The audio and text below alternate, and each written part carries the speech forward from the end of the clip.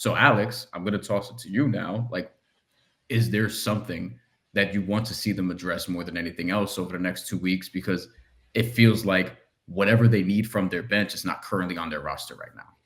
Like just from the bench in general, like what do I want the bench to address? What do Or you like, what do you want the Knicks to add to Yeah, in come up terms with of more? trade, what would you Yeah. want them to add? What's your trade deadline wish list? oh, wish list. I mean, whew, I mean, I would like to see a wing on this team. You know, CP and I discuss this all the time. Like JD, we all have these conversations. It's like what do we want to see on this team? It's not another guard. I mean, the big man rotation. We're still waiting on Mitch, and that's what this team is waiting for as well. So we don't need another center there. But what we do need is wing depth. I mean, when you look at Bridges and OG, those guys are, and even Josh, those three guys are leading in minutes, like, and so just to relieve some of those guys, that's what we need to see. Now, the difficulty in like the wish list is that we're pressed up against the apron. Like, and Yeah. there's not many guys that you want to necessarily move. I mean, shout out to the New York Post. I think Bondi was reporting that they're shopping like Jericho Sims, or they're trying to gauge interest. So that's $2 million on the books. Like, what's $2 He million really going to get you? he ain't Like, getting you it's not much. going to get a lot. Well, somebody in the chat just put he said trade, and this is a trade Jericho Sims and bring back CP's boy, Oh God, Alec Burks. The Heat aren't doing that. I can tell you that right now. Listen, I talked when CP had me on this week. I talked about it. CP is president of the Burks Hive. Everybody knows that. You're right to the point that you're making, Alex. It's not going to bring you back much. Now, this is Bryan's Wait, wheelhouse. Real quick, Dex. Real quick, Yeah. Alex. You don't. So you said you want to see them get a wing. You don't think they need to replace Mitchell Robinson. You think are you comfortable waiting for the injury ramp up period? We talk about this all the time on the show. The injury ramp up period, him getting back into form, the potential risk of him being injured again after the trade deadline, to where you can't really address it with anything more than a buyout. Like, are you willing to wait for Mitchell Robinson, or do you feel like you might have to go out and address center depth sooner, even if it means parting with him? I'm okay waiting for Mitchell Robinson to get back because I'm willing to take that gamble on what Mitch can do. What Mitch can do, not many other centers can replicate. I mean, this is a guy who can guard the pick and roll. This is a guy who can, manage the perimeter as well, just like cover somebody.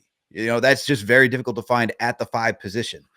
We know he's a shot blocker. We know that he's a rim, like he brings a lot of pressure on the rim offensively. He's just a lob threat. And offensive rebounding, like that's an area where I'd like the Knicks to get back to. Mitch, when he was injured, he got injured, I think, like on December 7th or December 8th, of 2023. He, for like a month or maybe a month and a half, he was still leading in offensive rebounding statistically, even while he was not playing. What he can offer is just so great. And the areas where he's elite at defensively, offensive, like just being a defensive, like stalwart, safety valve, whatever you want to call it. You want to talk about the offensive rebounding, those elite categories. I'd rather have somebody who's elite come back and join this team and wait for them to like just add more value to this team than trading for somebody just because, we're necessarily saying, oh, well, we don't know if he's going to get injured again. I think, and this is a good point that everyone's brought up about Mitchell Robinson's injury. He's injured right now because of Joel Embiid. Joel Embiid just like legitimately tackled this guy in midair and still just aggravated that guy was not ejected, penalized for what he did. It wasn't even a basketball move. I don't even know how anyone could just justify saying, oh, he was defending himself. He wasn't defending anybody. He was clearly frustrated. So I'd rather wait for Mitch to get back because from this injury, because what he will add to this team will be so great. Not saying that he's going to be a savior, but I think he will help a lot of the defensive problems. And especially if you want to roll like Cat out there with Mitch too, and you want to just have just a true rim protector. And as somebody like Tom Thibodeau loves to run drop coverage, I'm willing to wait for Mitchell Robinson to get back. I think it's fair to wait for him to get back. I think there's a way you can wait for him to get back.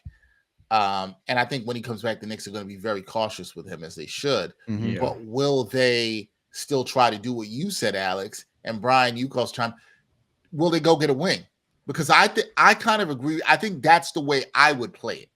I would wait for Mitch to come back if that's what you trust. Bryan's a little less trusting on this than me. I know this. Well, the other part is it becomes harder to go get somebody if you don't use Mitchell Robinson. This is true. Like that's kind of the And- key there. and- Like and that's- Precious Achua's got $6 million that you can play with, but I mean, But what are you getting it's for hard, that? it's hard to find somebody in that Right. range who isn't just on a rookie scale contract, Right. or like a mini mid-level exception. Alex, I will ask you this too. If they do, let's say, because I think it's reasonable that this could happen. It's possible they could do nothing at the deadline because of the limitations that we are all talking about here. Yeah. Are you going to be, because you look, and I already see some of the Knicks fans here in the chat, you're going to be disappointed if they do nothing at the deadline. But it's likely, actually, I think, they do nothing at the deadline. Is it the end of the world if they do nothing at the deadline here? Absolutely not. I mean, these guys just made 2-3 massive trades within one calendar year for themselves. Like starting from like last January, you get OG. This past summer, you get Mikal Bridges. Right before training camp, you get Karl Anthony Towns. Like you emptied the cupboard. So I'm not like, we shouldn't be upset that if the Knicks don't do anything, if it like trade wise, I think what they will do is just keep eyes on the buyout market. You know, that I think they will do. And like whoever you get on the buyout market, you know, it's always dicey, but I think they'll always. keep, I think that's what they will do. And just say, hey, if we can add some value there, add some depth. I think another guy that people are talking about, TJ Warren being down in the G League, that's another guy that they're probably looking at too. And just, I think they got a lot of embers going right now, a lot of different things in the pot. And it's just like, they're just keeping eyes on everything. But I don't think trading Mitchell Robinson is the answer, just because I don't know who you're going to get that's going to give you that massive upgrade. And then for the center position, is there anybody that if you trade Mitch, I don't know why you'd want to trade Jericho Sims then, and who you think you get for like $2 million. Come on, Alex. You know where that's going. The Huck Purdy hive is going to be out there. I understand that. I understand that. And look, I like Tibbs gives him a lot of praise. I like Huck Purdy.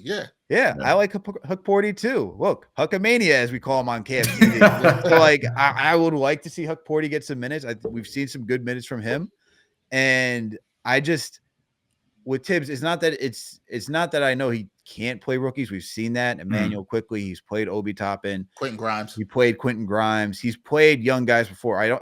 That's not the issue for me.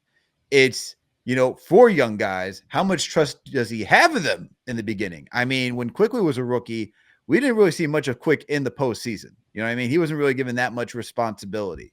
So I'm like, how much responsibility does he really want to rely on for Huck Purdy? And that's why I kind of think he wants Mitchell Robinson too, because Mitch has been here. Mitch has evolved under Tom Thibodeau. He knows the defensive scheme. He's shown that he can thrive in that type of setting. So I think the team and Tibbs are more willing to wait and be cautious with him, which, to be honest, like we've seen Mitch kind of rush back at some points. This is probably like the longest I've ever seen Mitch just like really taking his time. The fact that prior to the season started, like, or even the beginning of the season, maybe we'll see him in January. And now we're just, you know, beginning of January. Now we'll probably see him in February, right? It's like they're really being cautious with him because we know the injury history and we also know how much he can really give us. We saw it against Cleveland. I know that's a while ago. We saw even what he did in the postseason against the Sixers when he was out there. So it's like I think there's more reward than there is the risk for what the Knicks are seeing in Mitchell Robinson right now.